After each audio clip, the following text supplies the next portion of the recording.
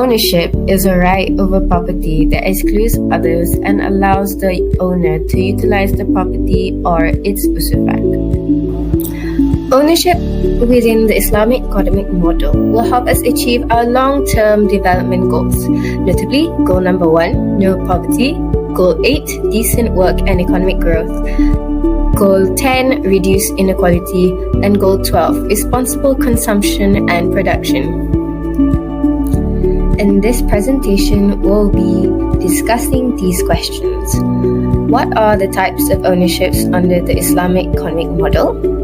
How can additions of properties to the public treasury reduce inequality? How can privatizing public resources help economic growth? How does private property reduce poverty? How does distributing resource equally balance consumption and production? And lastly, how does ownership under the Islamic economic model benefit the economy?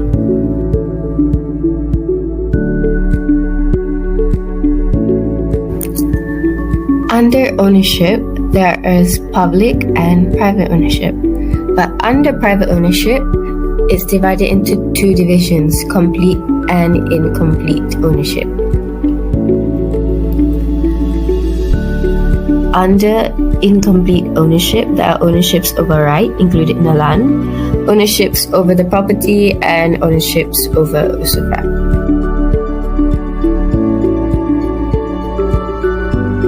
When we talk about ownership, equality and property, they are actually closely related to each other. As we can see, the property ownership, it gives its owner power and has the right to exclude others from using his property or causing social exclusion, which can lead to inequality, either social inequality, ownership inequality, income inequality, or unequal land ownership. In the economy, there are different systems about ownership. For instance, the system of capitalism supports individual ownership, which excludes others from using it, and the system of socialism supports public ownership, which allows others to use the property, while in Islam has a system that can give individual and social property right equally. To give equal ownership, one of the ways is by adding property to the public treasury, as it can reduce inequality. This additional property mentioned refers to the money. Money is property that is countable. By adding additional money to the public treasury, that can reduce inequality through increasing the minimum wage. According to Briefing 2022, Malaysia will increase the national monthly minimum wage from May 1, 2022 by 25% from RM1,200 to RM1,500. It can increase the earnings for low-paid workers to survive in the rising cost of living surroundings and higher their spending power. Consequently, people can get more goods and services as well as increase their wealth by acquiring land, cars, food, and many more.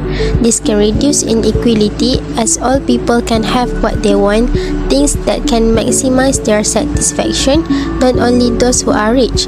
By adding minimum wage, it can reduce the gap between rich and poor. All people can have ownership, their property, and can have a better life.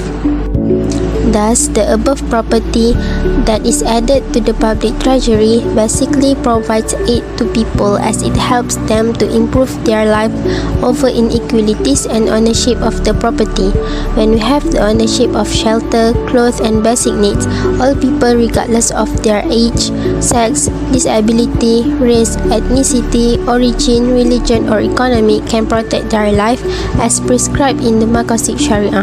In Islam, ownership is all belongs to Allah, but Islam also encourage Muslim to have property, as we can see in Surah Al-Mulk verse 15. It is He who has made the earth manageable for you, so you traverse through its tracks and enjoy the sustenance which He furnished, but unto Him is the resurrection.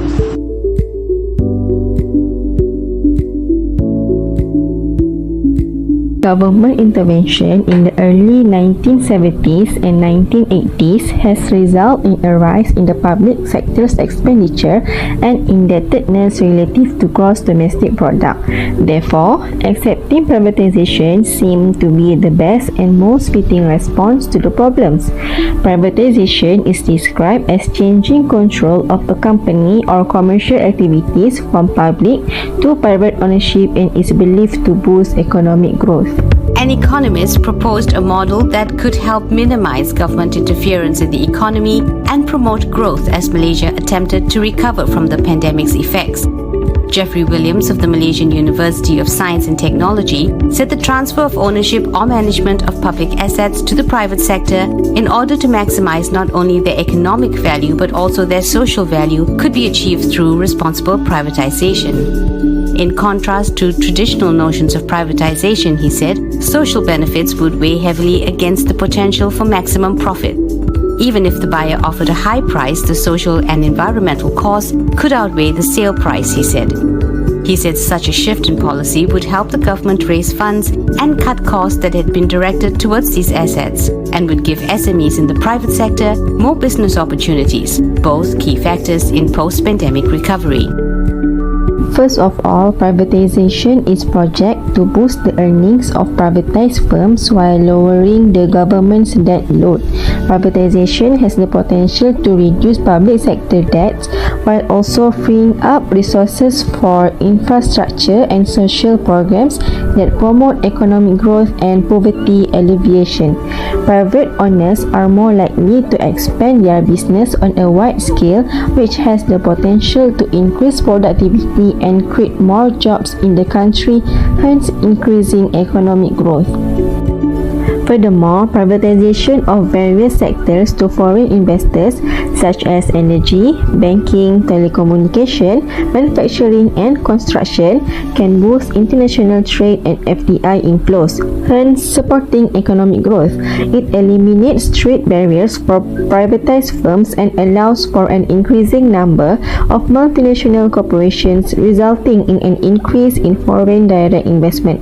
The transformation of local enterprise into multinational organization will not only boost export growth but also open up new investment opportunities. Last but not least, the property rights. According to the property rights theory, the public company's ownership must be transferred to the private company's property. It is believed that the form of ownership held privately by organizations will improve their performance and increase Malaysian enterprise competitiveness in the global market. Finally, privatization provides a platform for remarkable worldwide commercial potential. Privatized firms were more vulnerable to international commerce and foreign investment. This gave privatized enterprise more freedom to develop their operation overseas.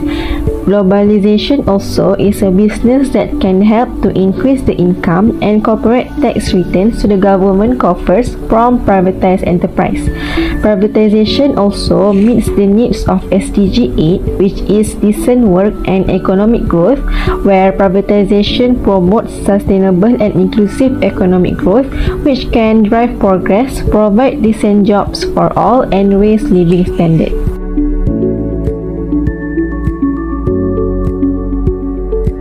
It is clear that private enterprises earn a higher income than the public sector, hence the implementation of the privatization policy in Malaysia. We have also seen how the privatization of public resources can aid economic progress in the previous section of this documentary video.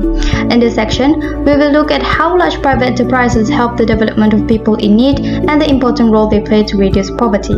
Working to ensure the private sector plays a role in the economy is one of the strategies to eliminate poverty. This is because the private sector, which is owned by private corporations, accounts for the majority of the global economy.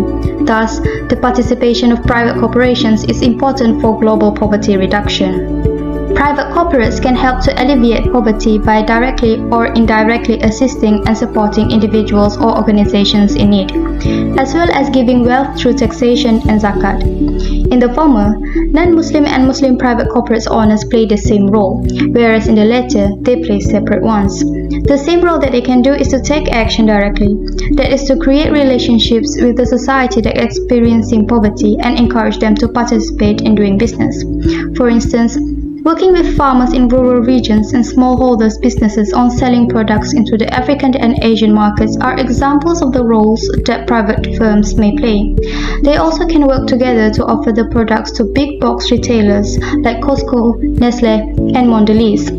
Furthermore, they can provide small business support from connection, research and development to technology. Moreover, private corporations can engage constructively with businesses that are attempting to do the right thing by taking on a leadership role, while continuing to challenge and seek to hold accountable companies that are not doing so, or that are having a less positive impact on communities and people living in poverty that private corporations care about. Private corporate that takes direct action spends more on the growth of their partners' poverty reduction efforts. However, they can also work indirectly with society or organizations to alleviate poverty. They can, for example, collaborate with non-profit organizations to offer health and education in impoverished regions, but they simply support rather than fully provide. Private corporates can contribute to society financially by paying taxes and zakat. Muslim private corporate owners must pay zakat and then taxes, but the sum is lesser than the taxes that non-Muslim private corporate owners must pay. They all have various means of giving wealth to the public good, but they all have to share their profits with the government, which will subsequently distribute them to those in need. Furthermore, private firms may aid in the monetary reduction of poverty by actively assisting society in resolving its financial concerns, such as doing charity and providing scholarships.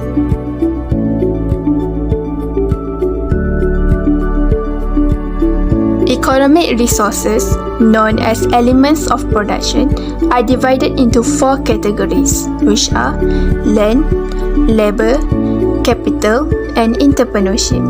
However, our economic resources are scarce or limited in amount. Due to that, consumers must decide how to effectively deploy resources in order to meet all essential necessities and wants, as many as possible. So, how distributing resources equally can balance the consumption and production? Sustainable consumption and production can be defined as the use of services and related goods that meet fundamental needs and increase the quality of life while reducing the use of natural resources, harmful materials, waste, pollutant emissions, as well as not to jeopardize future generations' needs. As you know, one of the economic resources is labor.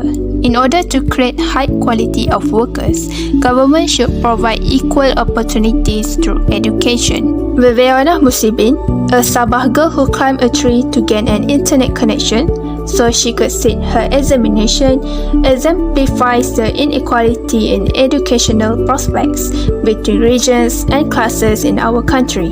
Therefore, education requires money. There should be greater allocation of school resources, especially to the low-income student.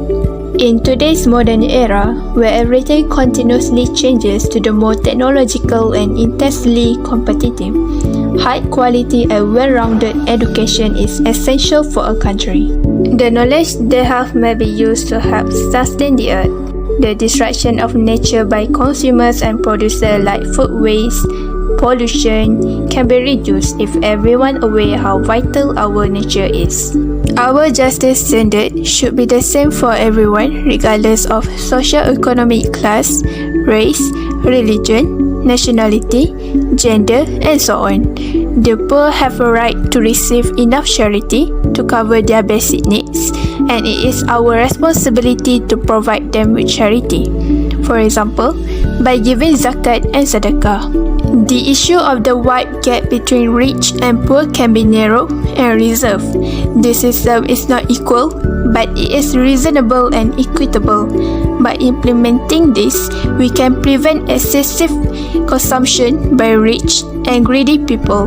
Economic activities are simply meant to provide basic requirements rather than to satisfy desires. Last but not least, with equal distribution of resources, we can achieve zero poverty, reduce inequality, and indirectly can lead to economic growth.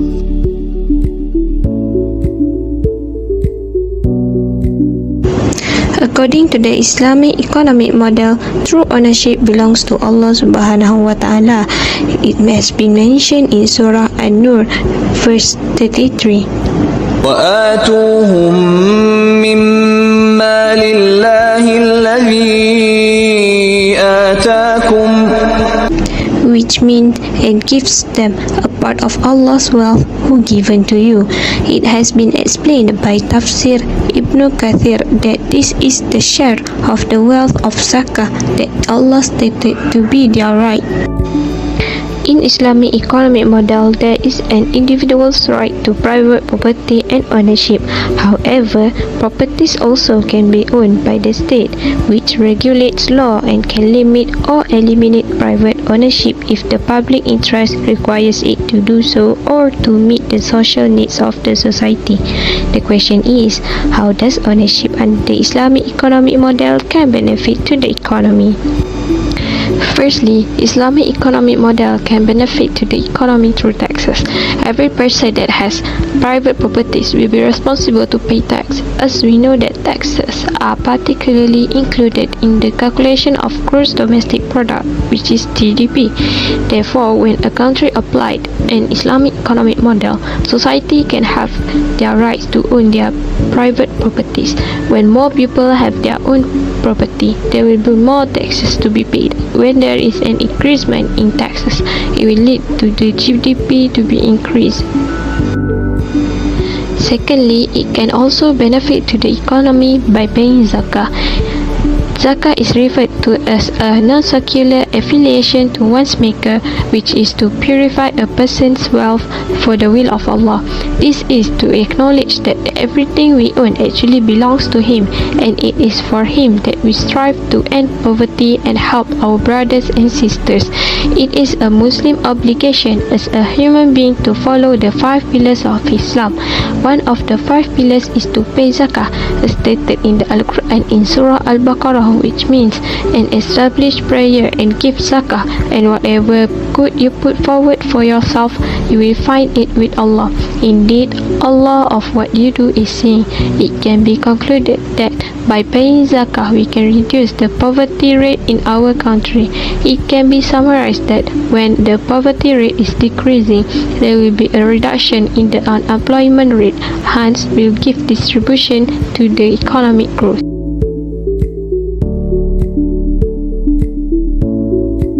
According to the theory of Al-Milkiyah, we have seen the significant part it has in order to achieve one of the goals of SDGs, which is to end poverty. An example of the Islamic elements that is parallel to the topic of this study has been discussed, and it is about the responsibility of the owners of a property fulfilled in accordance with the duty of mankind to assist others in need of help. As Muslims, we are aware that the obligation of paying zakah is highly valued in Islam. The function of zakah, which is to distribute wealth to others in order to maintain an equal balance in everyone's economic situation, demonstrates that ownership rights are not absolute but are subject to limitation and regulation, because property held by a Muslim is placed in trust for which the owner is accountable to Allah. Not only that, the Islamic economic system really emphasizes the equal distribution of resources. Islam distinguishes between luxury things and necessities, and there is a greater scarcity of required assets in the similar to another discussion about the way of distribution in the Islamic economic system that identifies how ownership plays an important role in accomplishing and other SDGs, which are maintaining equal resource distribution that is efficient as well as sustainable, and also developing in addition to sustain economic growth.